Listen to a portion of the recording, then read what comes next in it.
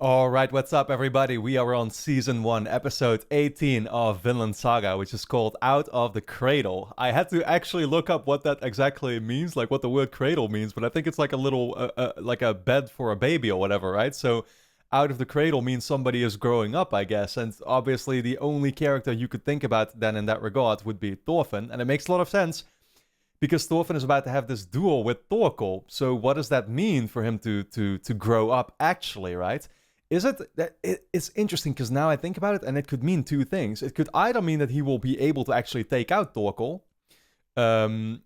which would be definitely a crazy outcome and something that I wouldn't really expect personally. After that, he's gonna have to duel Askeladd then as well, right? I mean, that's ultimately still what he wants, and I don't know if he would want to fight Askeladd being as injured as he is now, or if he would want to wait again for a future time or something. But I was thinking out of the cradle or growing up in that regard could also mean him actually saying like, I'm not gonna do this, but like actually backing out of it in the way that his father would have done so. You get what I'm saying? And because that's obviously truly what it would mean for him to grow up. That's what his father had wanted all along. But at the same time, looking at the rage that he still has and the sheer purpose that he feels towards killing Askeladd, I don't see him backing out of this one either. You get what I'm saying? There's no reason, because he hasn't arrived at that point yet where he doesn't want to kill Askeladd either. So, yeah, fascinating. I mean, it can go in so many directions. This episode very much will be, to me, I would call it like part 2 of the crazy situation that we got ourselves in last episode already. That's truly what this episode I think is going to be. But you know, what will that outcome look like? Askeladd, you know, for example, did announce, that's something that I didn't touch on in the review last time, but like Askeladd already announced to his guys, like, I've hated you all along. That situation is done for, right? I mean, again, it's already fair to say that like that situation was done for all this time, looking at where we ended off the episode before that, and then how this has all been progressing, and with Thorkell now actually having caught up with everybody. It's like Askeladd will never be reunited with his crew the way that he was. That's a done deal, right? But then the question is, where do we go from here? Will all those guys still end up dying? Because I was surprised that they left Thorgrim, I think he's called, one of the two brothers, like, still left him alive there in that episode, where I thought, like, okay, he's definitely done for. Even more so with all the building up that they did. We have Bjorn on the other side, basically, fighting with the other brother, and then a couple of men there, who you would presume, like, he was able to take them out. So, what will the allegiances be looking like, right? Like, is... It seems like Thorkell, well, depending, I guess, on how this duel is going to play out and stuff, like, will Thorkell be able to get these guys on his side now, or what's going to happen? Well, I guess not. I guess that was never the goal either. Man, I'm literally, like, speculating here on the spot, so I hope you'll forgive me for it. But, yeah, I guess the only possibility then is for Thorfinn to actually somehow make it out of this duel. So either that could mean him winning it, like I said, or something else happening that will allow him to actually... depart once again from Thorkell's guys, along with Askeladd, I would presume, to catch up with Bjorn and Canute and continue their quest. That's kind of like, I mean, that seems like the only outcome that's logical to happen right now, but I honestly have no idea what's going to happen there. And yeah, Thorkell has obviously wanted this duel with Thorfinn all along, ever since the Battle of London Bridge or whatever, right? He was like excited to have it. Even here, he just showed, like, when all the guys from Askeladd's crew started fighting Askeladd and stuff, and they had that argument, he was like, he was so pissed because he was missing out on the fun, basically. You gotta love the characters, but it's also therefore very hard to imagine a situation where, other than what I just described, would happen. So, I don't know, guys. I'm excited to dive in, and that's exactly what we're going to do. So, of course, if you enjoy my reactions to Vinland Saga, then we have already finished the entirety of Season 1 right now over on Patreon. That is linked on top of the description, as always. So you can catch up all the way up until episode 24 right now. Make sure you go and do that, of course, because your support would very much be appreciated, and it allows me to make these videos in the first place. And yeah, you get to basically finish the ride with me right now, along with, of course, full-length reactions if you want to see me react to the episodes in their entirety. But then with that being said, let's dive into episode 18 of Vinland Saga. Here we go. Getting started with the duel, then it is. Oh shit. Matrix style.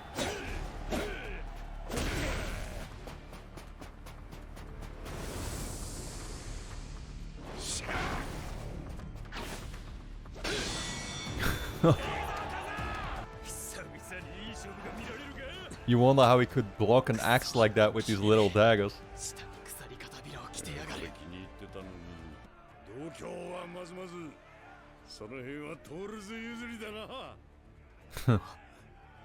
Calling out his father. Oh, he's gonna actually tell him now.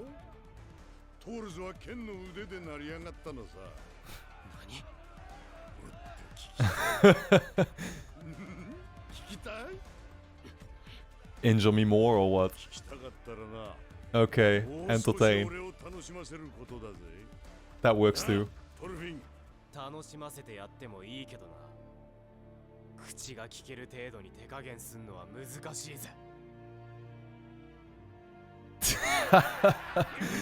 Nice. Has this guy ever looked in a mirror? Yeah, that exactly. Fuck you, dude.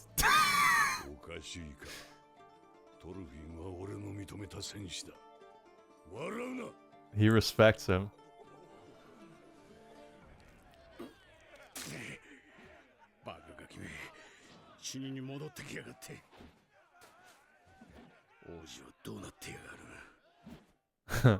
Got to it.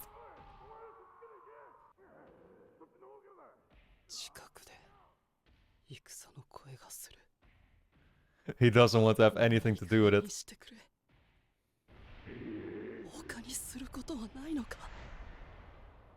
Yeah, actually now I'm really starting to think that like the growing up part could actually be related to Canute actually.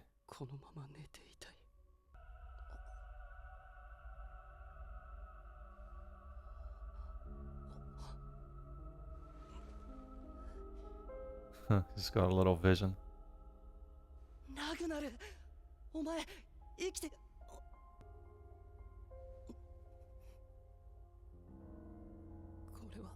He knows it's fake. Yeah.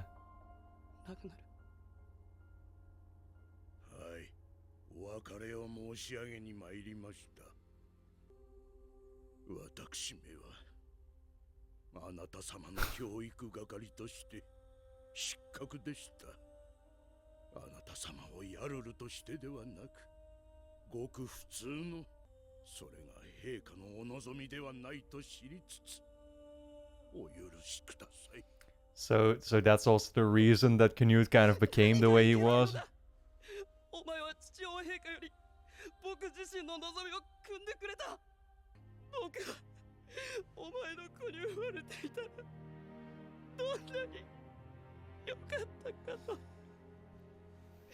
Yeah, he feels so forced into this position.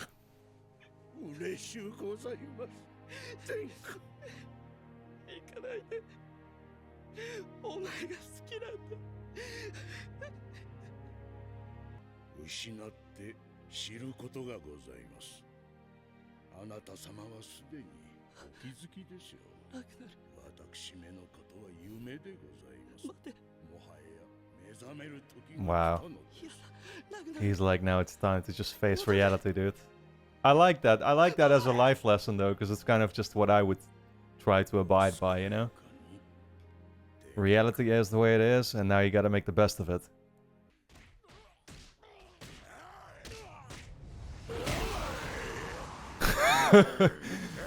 And then you wake up and see a drugged... completely drugged guy. Oh my god, wreaking absolute havoc.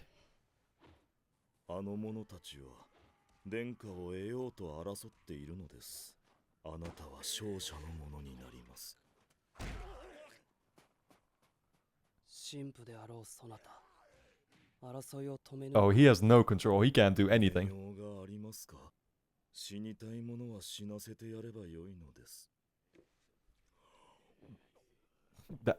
Actually, I was wrong. He can drink.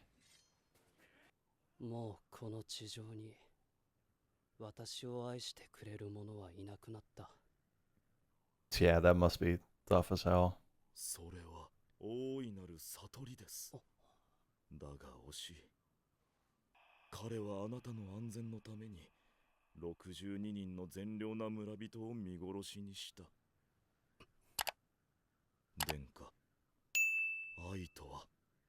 何ですか。しかしよ、手応えなかったな、こいつら。つい奴らにお目にかかるのは難しいよ。 Did he steal his shoes just now? いつま Yeah. で経ってもバルハラに行けやしねえ。 I guess the duel was still going on, right? Yep. No, it's still going on. He is entertaining him.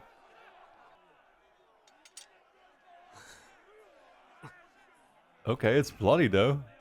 He managed to hit him a couple times. Yep. Oh shit. いいぞ、トルフィン。前と同じ鎖片びらか。とどめは奴の動きを止めてからだ。Stop his mobility, so what? Got his legs off. 確かに強いが、お前の剣はなんかこう普通って感じ？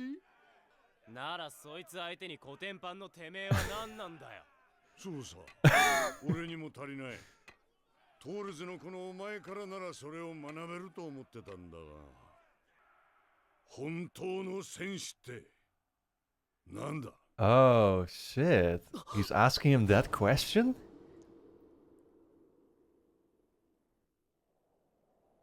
愛とは何かだと。 Oh, both these characters are getting asked some fascinating questions. 愛していなかったというのか。正しく愛を体現できる者はどこにいるのだ。 It's God. It's obviously what he's gonna say, yeah. Oh, is he gonna... Really? He's gonna point to Bjorn? 彼は死んで Oh. どんな聖者よりも美しくなった。愛そのものと言っていい。彼はもはや憎むことも奪うこともしません。雨風にさらされるがまま、 Wow. それで一言半句の文句も言いません。死は人間を完成させるのです。 Death completes us. くそ。わからんか。まあ気にすんなよ。そんなには期待してなかった。What is Thorkell expecting him to answer though? ならば親が子を、夫婦が互いを、ラグナルが私を大切に思う気持ちは一体何だ。差別です。王にへつらい奴隷に鞭打つことと大して変わりません。彼のあなたに対する心弱い思いは差別です。 I'm gonna need some further explanation on that one. そうか。分かってきた。To say that like, okay, yeah, I get it. 晴れていくようだ。 A mother just cares for her son or a daughter or whatever just because it's her son or daughter. So that's kind of discrimination. Like, why wouldn't you love another human being equally? I guess that's kind of what he means, right?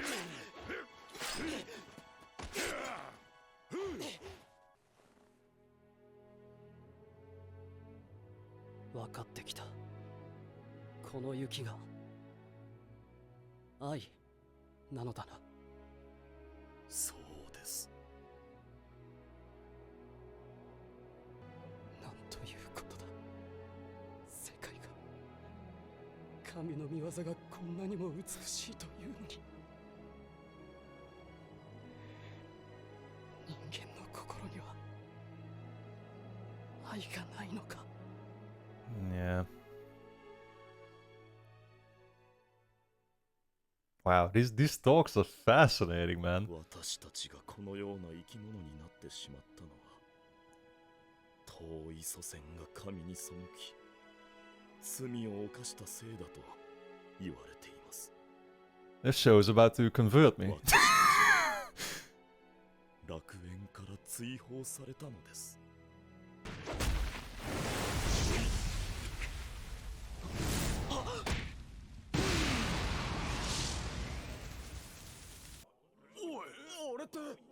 What, he's up in a tree? Wait, what? Oh shit, he's still flying, never mind. fuck?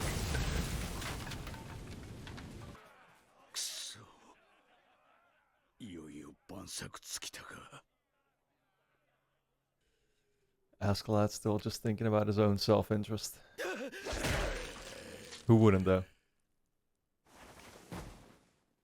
Oh my god.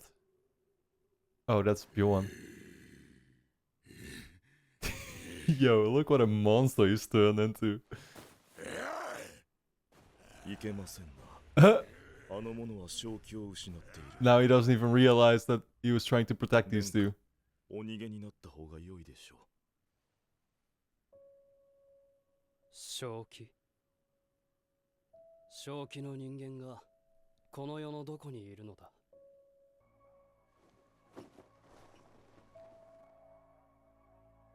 もういい。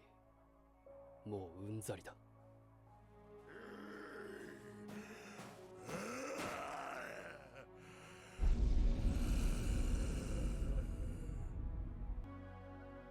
天の父よ。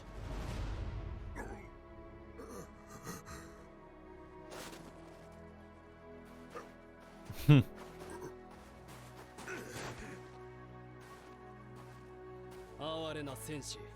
Wow. 最も愛より遠き者。楽園を追われし者よ。天の父よ。あなたの与える試練ではこの者の魂は救えぬ。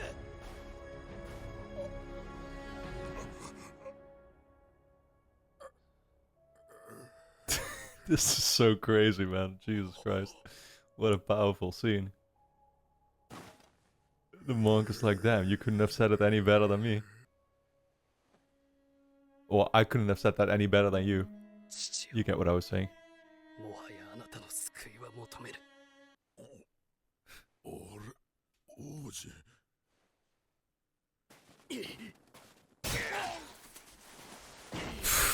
Really? The brother was... Oh my god. Oh, it just broke up the moment like that. You gotta love it. 腹をやられている。ビリバルド、この者の手当てをしておけ。私は散った馬を捕まえる。 Yo, where did he... そなた、手伝え。 Look at those leadership qualities all of a sudden. Exactly. 黙って手当てにかかれ。あんたはトルケル軍に引き渡す。でないと俺の仲間が。元よりトルケルのところへ行くつもりだ。てめえがトルケルに捕まっちまったら意味ねえんだよ。意味だと。そなたたちの戦いのか。 Yeah, there is no meaning to the fighting. Never was. 戦いに意味などない。そなたたちの戦いに生と死に意味を与えている。 Wow. Yeah, that makes a lot of sense for his role, though, moving forward. 王の務めだ。 He's gonna be commanding through faith. Wow, what a crazy episode. This kind of came out of nowhere, but I loved it. Honestly, man, I loved this episode. It's such a... Yeah, you just don't see it coming whatsoever, right? And the show has done that a couple of times now, but every time it does, it just helps set the show apart so much from other ones that I watched.